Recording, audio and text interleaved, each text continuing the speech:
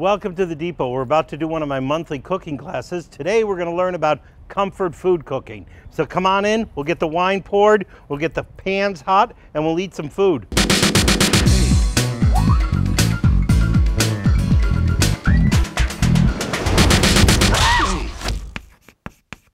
So comfort food. What we're going to do is we're going to take some of the foods that we grew up on and make them more adult.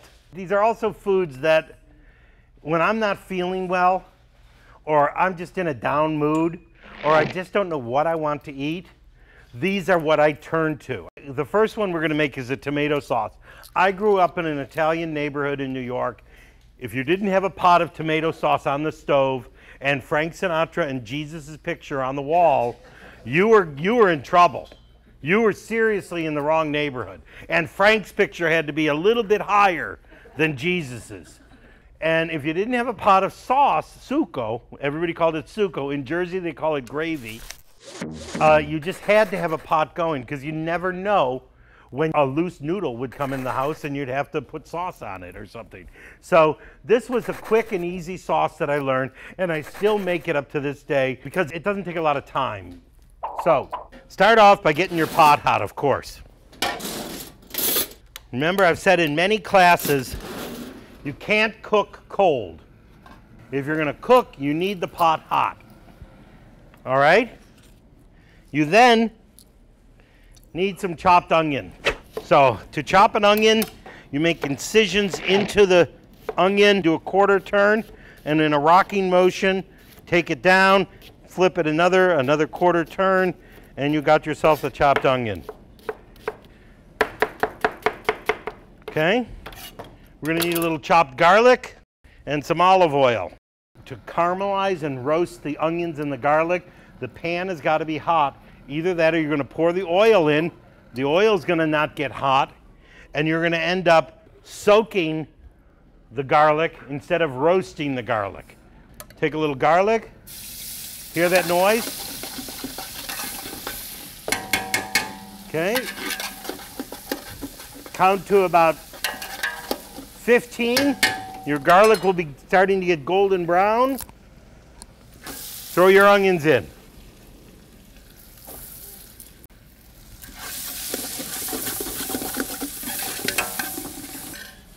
You're going to then put your dried herbs into your onion mixture. And I like to use dried herbs, not fresh herbs, when I make an Italian spaghetti sauce, because I really feel that there's a different flavor from dried herbs to fresh herbs. So we've got our dried oregano, our dried basil, and our dried ground bay leaf here. Next, you get your tomato product ready. And it's really easy. It's 2 to 1 on your diced tomatoes to your tomato puree, okay? And we want to refresh the herbs a little bit, get the aromatic scent out of them by cooking them a little bit in the oil. Got it? Salt and pepper. Seasoning is more important than anything else in cooking. If you don't season the product well and consistently, it won't taste as good. I don't know, 4 or 5 months ago, I did this party where this guy decided that he was going to have 20 guys get together for this meeting, and everyone was going to go out and buy the best steak that they know of. And then I was going to cook the steaks, and then we were going to have a steak off. But everyone brought in a piece of steak, you know, with unmarinated, not even marinated, unseasoned, just still in the wrapper. And there were $30 little steaks. I mean, these people were, you know, just crazy. I brought in $2 a pound tri-tip, okay? And I did a real nice dry rub on it. I won. Salt and pepper. So seasoning, salt and pepper. You want to use a coarse ground kosher salt and a coarse ground black pepper. They taste better. They give out more flavor. The real finely ground peppers, they're dust. There's no flavor left in them. Okay, we're going to add our tomato puree.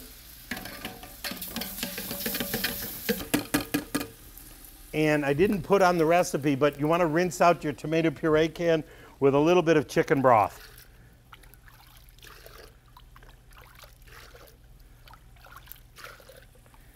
You don't want to waste. Waste not, want not, you know?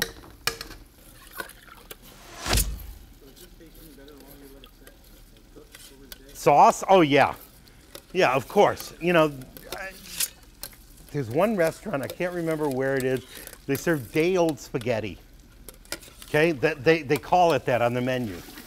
And personally, my favorite way to eat lasagna is cold the next day. Cold lasagna the next day is the best. You slice it nice and thin, put it on top of a salad. It's the best way to eat it. Any sauce you make, of course, the flavors just will meld and be better the next day, the second cooking. Okay, a little bit of sugar because the Sicilians like their sauce a little sweet.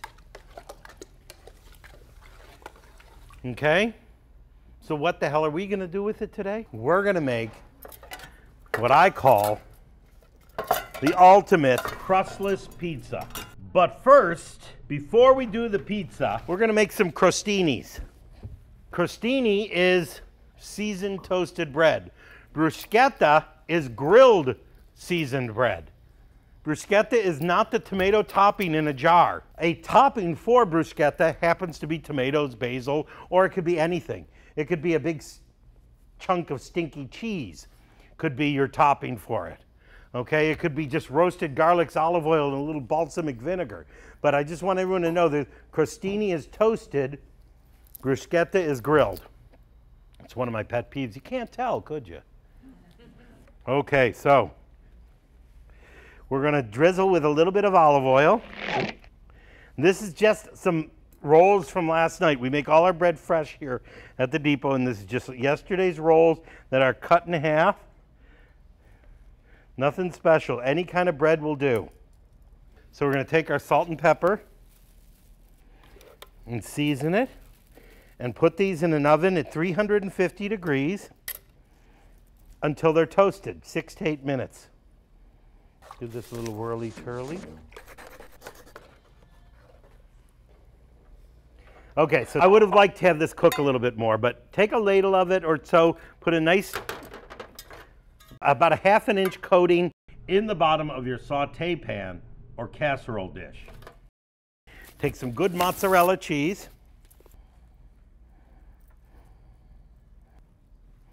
Okay, then a little Parmesan cheese. Oh, by the way, that green box, okay, that is not Parmesan cheese, just in case if anybody had any misgivings about that. That is sawdust that's put into a green cylinder, okay? This is real cheese. My wife brought that home once, and I said, the kids like it. I says, no, they don't. No, they don't, not in my house. Okay, I put up with chicken McNuggets for the first couple years, and then I outlawed them too. I go, they're gonna start learning how to eat real chicken. Pepperoni, and you can't have too much, okay? And then whatever else you wanna put on it, you know, put mushrooms, put olives, put, you know, whatever. Let's get these in the oven right away.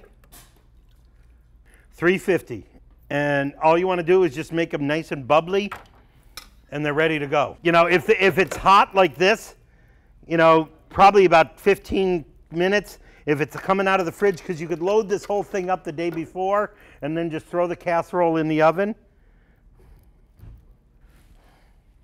So, you know, just until it's real nice and bubbly and hot. Yeah, and you don't want to be dainty with the cheese, folks. You know? Hey, when you need comforting, diets aren't the thing. Okay? In fact, you probably need comforting because you've been on a diet the whole week and nothing's happened and you still can't put the goddamn dress on that you bought. And I made these for my kid's birthday. My youngest kid, he loves pizza. And I made like a, you know, 9.5 by 11 casserole dish, about this big. It was sucked down before dinner was over, you know? I had to make it the next day again. So, you got this leftover sauce. Now what are you gonna do? This is the next thing that's so cool about this sauce. Great, it's good for pastas, it's good for blah, blah, blah, blah, blah. The next day it's even better, of course. But what you can also do with this is if you take a little bit of your extra sauce and some cream, it'll make a really, really, really good tomato bisque. And tomato bisque is another one of those things, you know, Campbell's tomato soup on a cold winter day. That, you know, it tasted so good. Have you tried Campbell's tomato soup lately? So you'll need, I would say, for a quart of sauce, about 1.5 cups of cream, or as much as you want to put in. Because, you know, you might want it real creamy.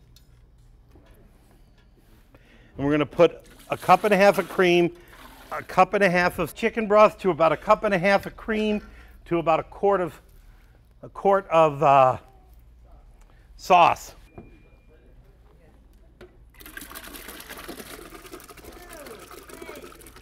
Quiet down.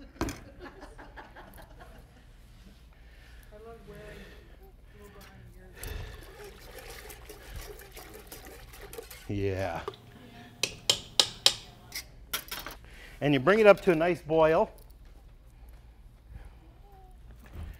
And then you get your handy dandy mixer out. You've got one of these at home, don't you?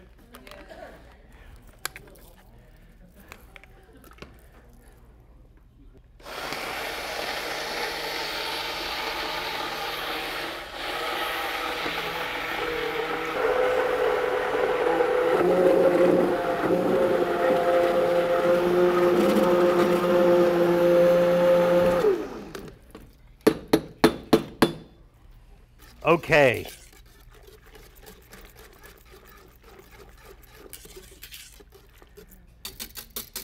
Always taste to make sure that the seasoning is correct.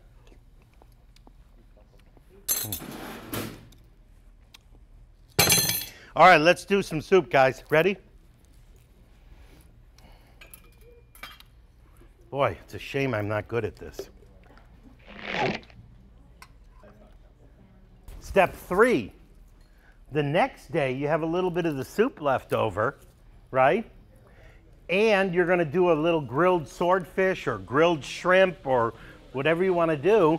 You take a little bit of the soup, saute off some onions, splash it with some white wine, okay? So, you know, like a tablespoon of chopped onions and a 1/4 cup of white wine. Let the white wine reduce down so it's like a little glaze in the pan. Add some of the soup.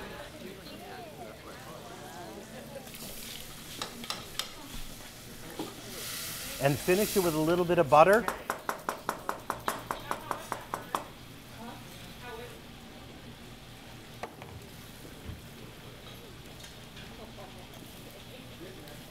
And all of a sudden you've made a tomato beurre blanc. And that will be beautiful to go over a grilled breast of chicken or a grilled piece of fish. So there's 3 ways to use one tomato sauce. That's another way it's comforting. You get to use it multiple times.